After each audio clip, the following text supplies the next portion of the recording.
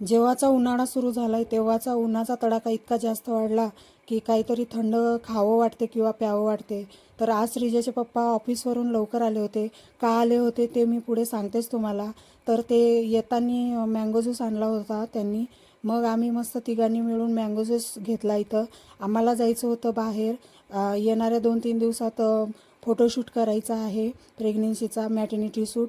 तर त्यासाठीच काही ड्रेसेस आणि शॉपिंग करायची होती. त्यासाठी श्रीजाचे पप्पा लवकर आले होते.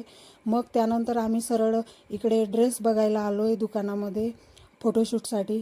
तर मस्त इकडे ड्रेस पण बघितले आणि त्यातले काही सिलेक्ट पण केले आणि तेच मला ट्राय करून बघायचे होते.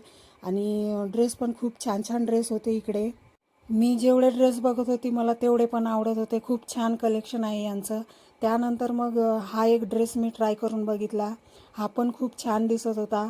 त्यानंतर हा एक ड्रेस परत मी ट्राय करून बघितला. हा पण छान दिसत होता. अजून असे 4-5 ड्रेस मी ट्राय करून बघितले. त्यातला जो आवडला तो सिलेक्ट केला. तर येणाऱ्या व्हिडिओमध्ये तुम्हाला दिसणारच मी कोणता ड्रेस सिलेक्ट केला. त्यानंतर आम्हाला फोटोग्राफरसोबत बोलायचं होतं. तर मग तिकडेच गेलो होतो. तर सर्वात अगोदर भूक लागली होती. तर पहिले पेटपूजा करावी म्हटलं. नंतर पुढचं काम करावं. तर नाश्ता करून घेतला. माझा भाऊ पण आला होता कारण त्याच्याच ओळखीचा फोटोग्राफर होता. तर मग इकडे फोटोग्राफरशी बोलणं वगैरे झालं. आणि नंतर थोडी ज्वेलरीची पण शॉपिंग करायची होती. मग ते पण करून घेतली.